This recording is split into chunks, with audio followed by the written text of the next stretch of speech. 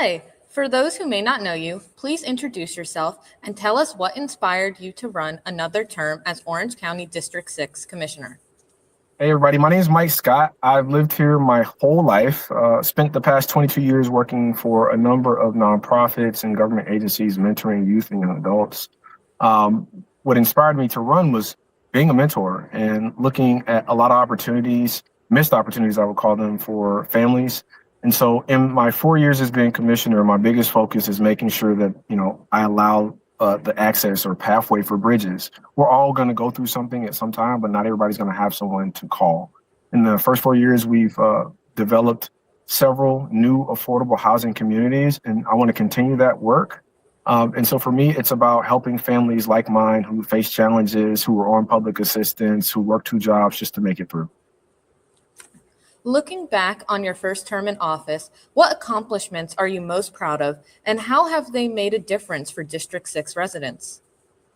So housing, it all starts and ends at home. You leave your house to go to work and you come home after a long day. And so for me, I think that's the biggest thing is housing. I know a number of families who were dealing with what I would call challenging or difficult landlords, that they don't have those challenges anymore. And so they're paying what they paid before or less than, and they're in a way better living condition. Like I said, we had a number of new affordable housing developments thanks to our Orange County Housing Trust.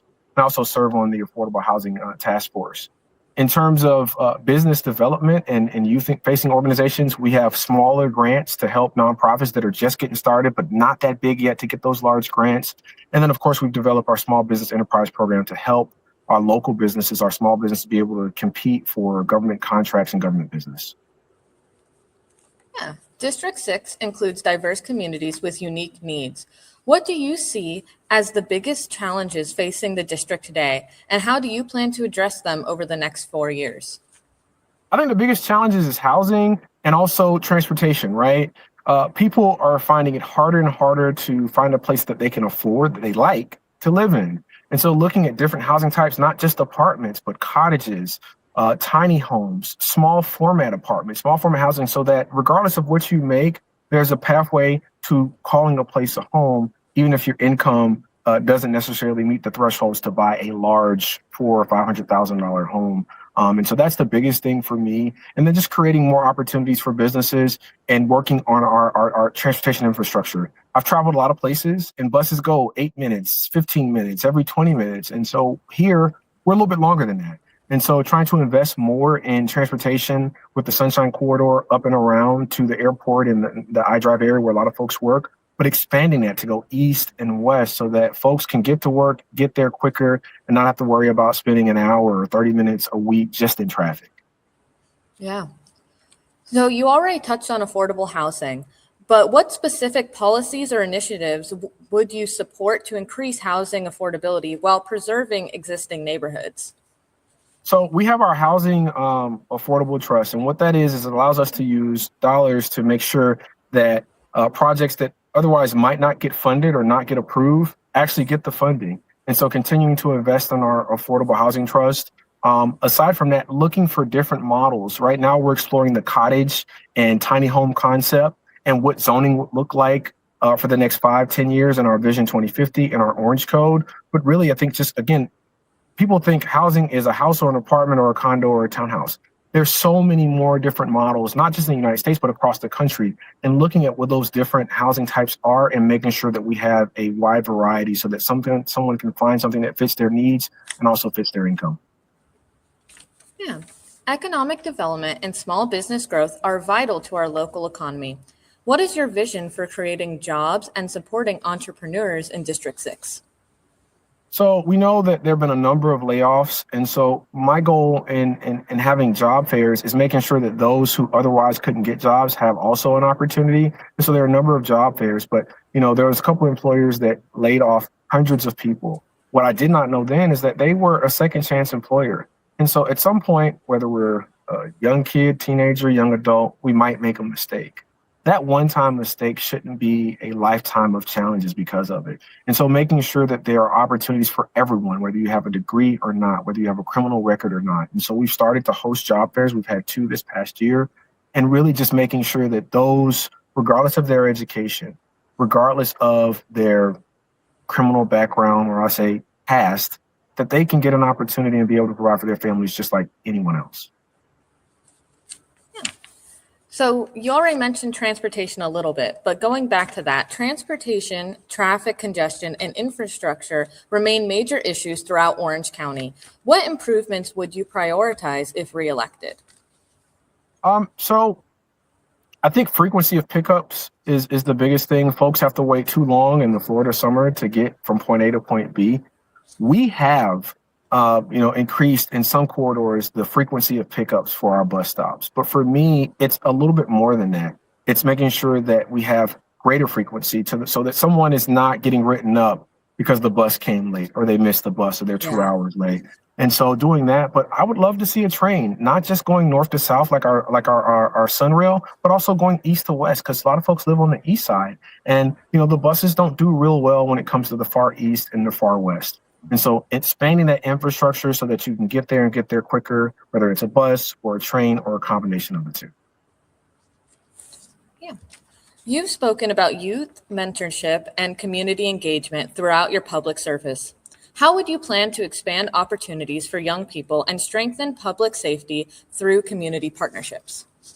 So my first job was bagging groceries at Winn-Dixie in Metro West. And, from that, I turned 16 and I went to Universal and started working at the theme parks.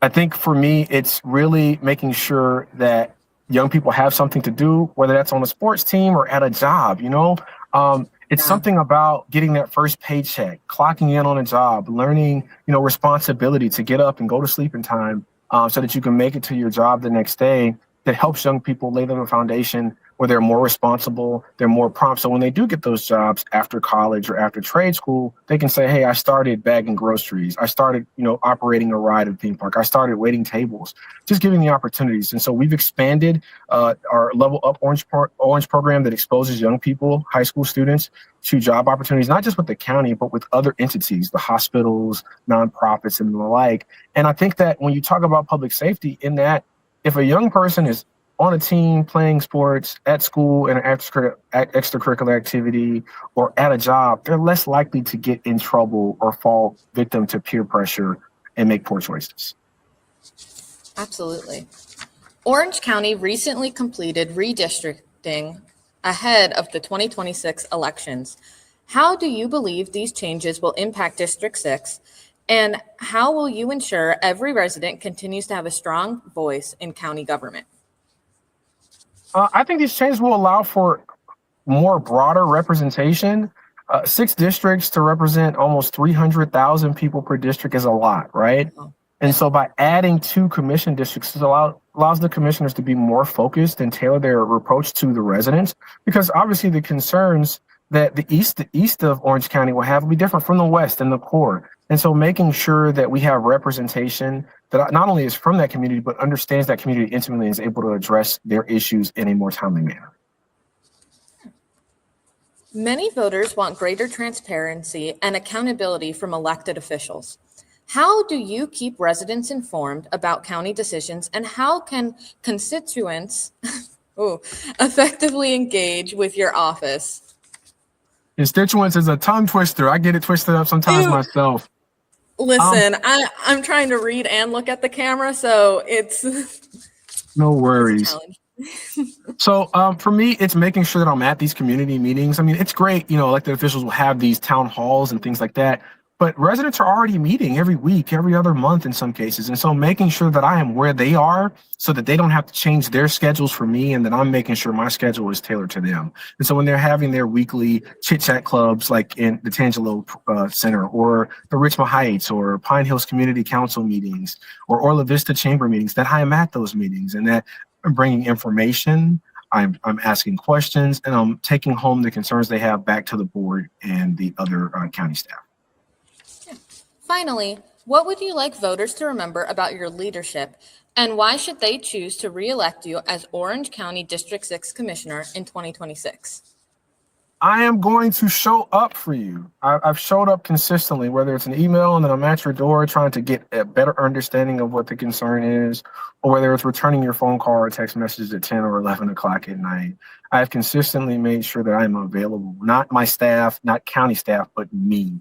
And I think that's the difference maker for me comparative to anyone else, is that I'm going to show up. You have a concern, you call me, you text me, I'm going to text you back. I'm going to call you back. I'm going to say, can I stop by your house and see it firsthand? And I think that resonates with my neighbors, not my constituents, not the customers, but the people who grew up in this neighborhood and helped me get to the point that I am. They paved pathways for me that I didn't know they were paving because they maybe worked with my dad or my mom. We went to school together. Orlando, Orange County is very small. It just looks big. And so letting them know that I'm going to be a good neighbor and a good son and a good community leader for them, whether it's on the weekends, holidays, or any other time. All right. Thank you so much.